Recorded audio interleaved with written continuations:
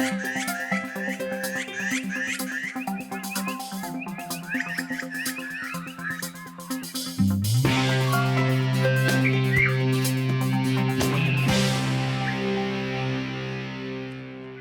a recent BirdLife Australia event in Inverell, I conducted a workshop for wildlife photographers.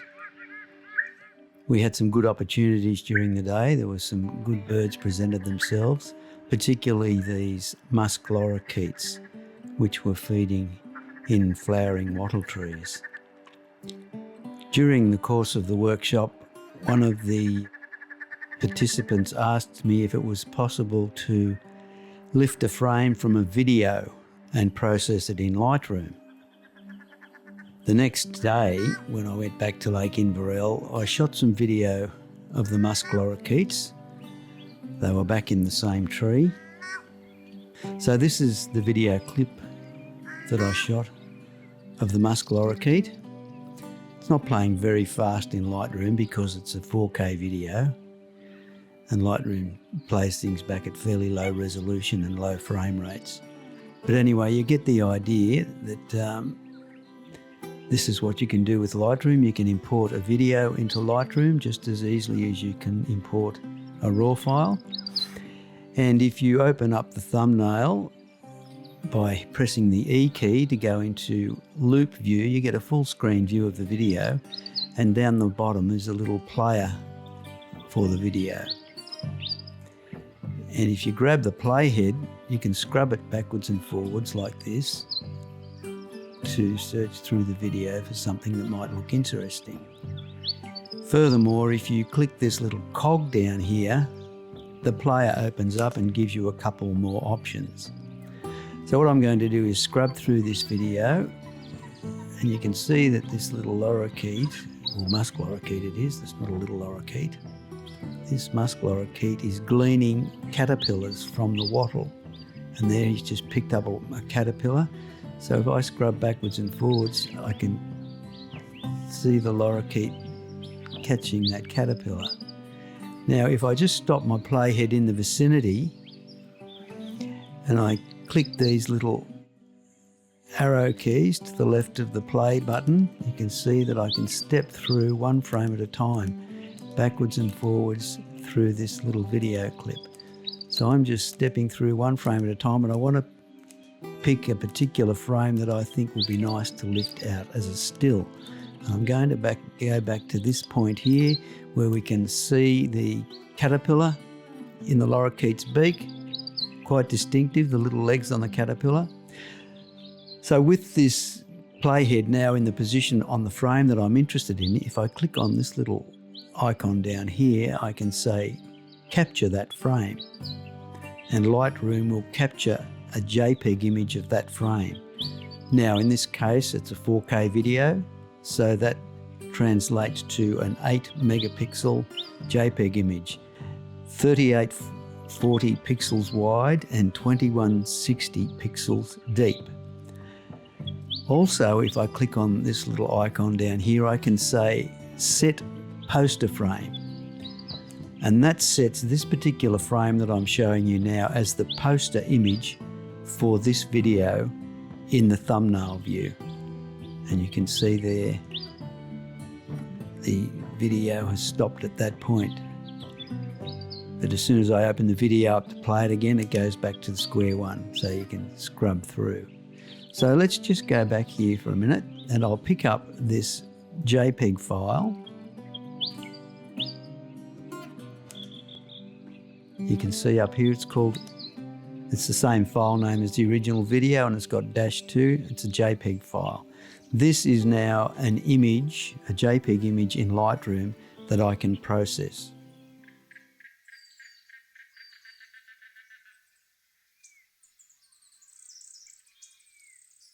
Now that I've extracted the frame of interest from the 4K video file, and it exists in my Lightroom catalogue as an 8 megapixel JPEG image, I'm ready to start post-processing. Please note that the extracted frame is flat, meaning low in contrast and saturation. because I shot the video in a picture mode called flat in order to give me more latitude for adjustments when editing the video. Now I can go into the Develop module to make some adjustments. By the way, the soundscape you're hearing in the background was recorded at Lake Inverell, where I shot the video from which this frame has been lifted. The first thing I did was to open up the basic panel, which allows you to make global adjustments to the image, and I reduced the exposure overall by minus 0.9 of a stop. Then I went into the contrast control and increased the contrast to plus 20. By toggling the visibility icon on and off in the basic panel, I can see the effect of the adjustments I've just made. Although some global adjustments in the basic panel can make an appreciable difference to the appeal of an image, it's Lightroom's masking capabilities that allow us to finesse them with selective adjustments to improve depth and lighting in particular or local areas. The next step is to open the masking panel, where I clicked the button to add a new subject mask. Yes, Lightroom has done a good job of selecting the most obvious part of the lorikeet. I'll rename the masks in this edit to make it easier for you to follow the workflow. This one can be called Musk Lorikeet. Clicking on the mask's thumbnail makes it active. Any adjustments will be applied to the active mask. An active mask comes with a suite of 6 adjustment panels that are similar but not as comprehensive as the 10 global adjustment panels for the image as a whole. Because Show Overlay is ticked, Lightroom is overlaying the masked area with the red tint that I've chosen for the purpose. I'll start adjusting the Musk Lorikeet mask by opening the Tone panel and activating the exposure value. Notice that the mask overlay disappears as you're making adjustments, so you can see their effect on the masked area of the image. I'm increasing exposure in increments of 0.1 stops by tapping the up arrow on the keyboard. This is the way I like to do it, but you can also click on the slider button and drag it left or right as you please. 0.7 increase in exposure is looking good. Now I'll make a small negative adjustment to the blacks.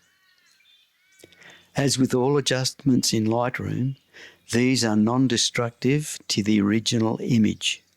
This means you can revisit any global or local masked adjustment in the future to tweak it. For my next trick, I'll open the colour panel and adjust saturation. Plus 30 will do for starters.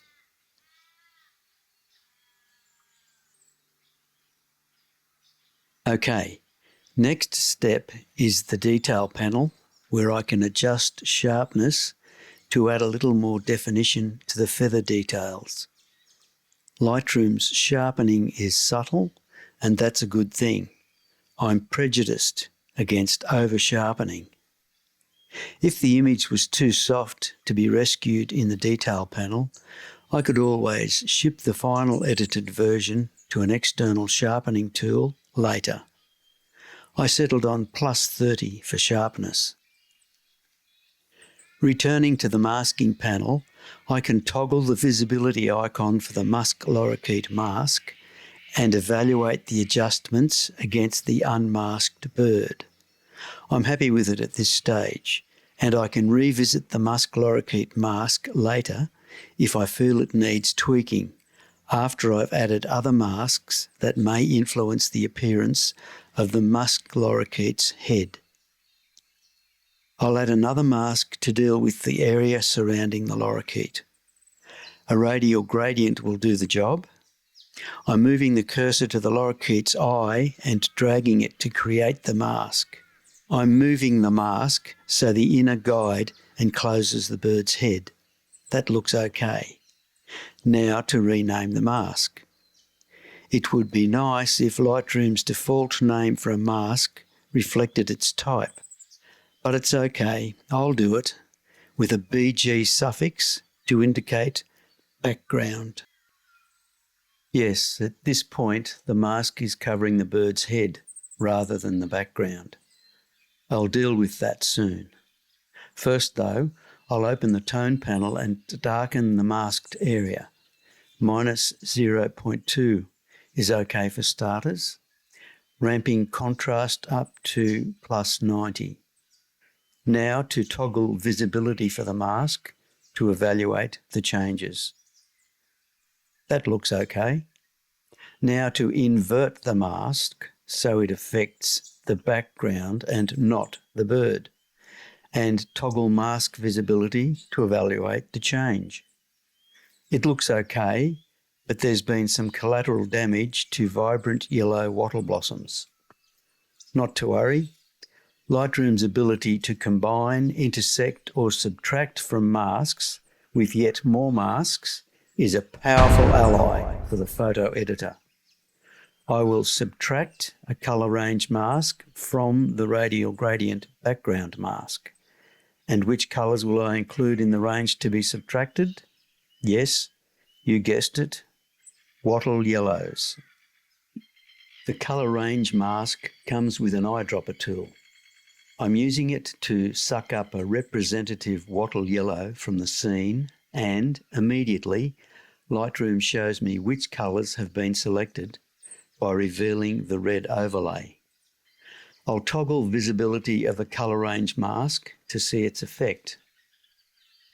Now, moving the cursor over the thumbnail for the radial gradient BG mask reveals the modified mask with holes cut out, subtracted by the colour range mask. Are you getting a feel for how powerful Lightroom masking is? Yes, I've stopped the radial gradient BG mask from darkening the yellow wattle blooms, but the wattle blooms are not popping as I want them to. I'll fix that now by adding another mask to inject some spring into the late winter bloomers. Spring was only a week away when I shot the lorikeet. It's a rerun of the previous colour range mask, and I select a wattle yellow from the same part of the scene. In the tone panel for the new mask, I increase the exposure by 0.2 stops. Again, I can revisit this later if need be. Next, I'll open the colour panel and increase saturation to +20. Some housekeeping. Give the mask an appropriate name.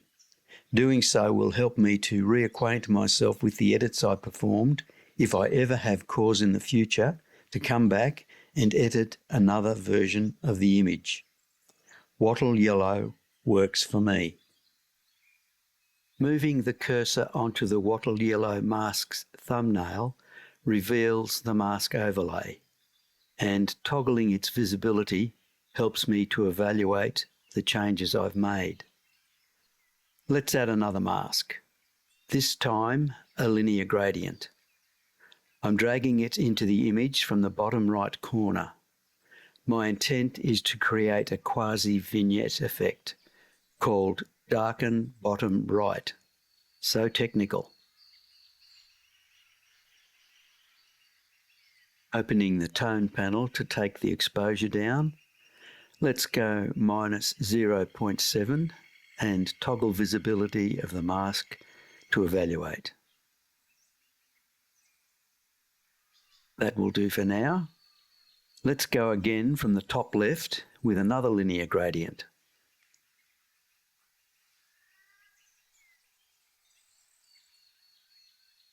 And maintain the good housekeeping practice, darken top left. Too easy. Once again, adjust, say -0.7 again, and evaluate.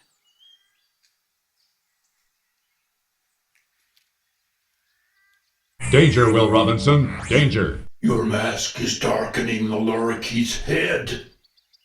Relax, robot. I've got it covered. Or should I say, I've got it subtracted. I'll activate the darken top left mask and use a subtract mask to remove the intersecting area occupied by the lorikeet. I choose Select Subject to auto-magically select the lorikeet, just as I did at the start of this editing workflow.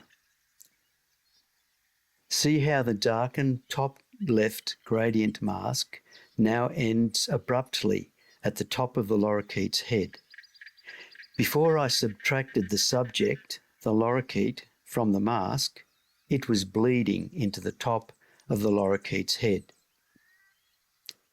Here's a before and after comparison.